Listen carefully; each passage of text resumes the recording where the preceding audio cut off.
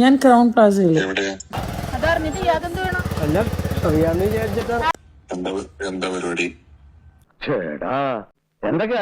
വെറുതെ അറിയാൻ വേണ്ടി ചോദിക്കുക. ഞാനിവിടെ എന്റെ ഹസ്ബൻഡ് ഇന്ന് വൈകുന്നേരം വരും. അപ്പൊ ഞാന് ഇവിടെ വന്നാ വേറൊന്നുമില്ലേ?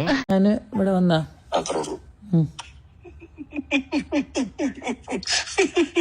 ഹലോ ആരോ കോളിംബിൽ അടിക്കുന്നുണ്ട്. ഞാൻ ചിരിച്ചതാ. ഹലോ എന്തേ ഇപ്പൊ എന്തിനാ കൊരങ്ങച്ചൻ ചിരിച്ചേ?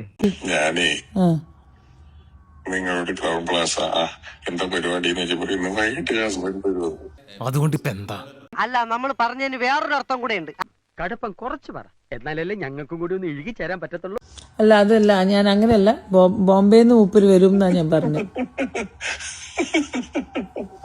എന്താണ് പറഞ്ഞ എത്ര ചിരിക്കാൻ?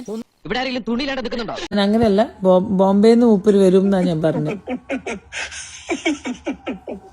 അതാ ഞാൻ പറഞ്ഞത്, മൂപ്പര് വന്നിട്ടാണോ പരിപാടി?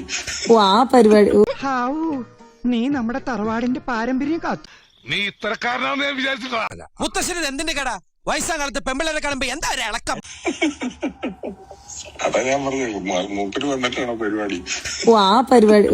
സാറിന്റെ പേച്ച് നല്ല പേച്ച്, ലേഡീസ് വീണ് പോണ പേച്ച്. നീ ഇങ്ങനത്തെ ആളാണല്ലേ കൂളെ.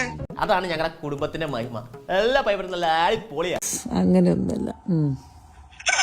അല്ലേ, ഞാനത് കൂട്ടി വായിക്കാം. നിങ്ങളോട് ചോദിച്ചു എന്താ ഇന്ന് പരിപാടി? വൈകിട്ട് ഹസ്ബൻഡ് വരും.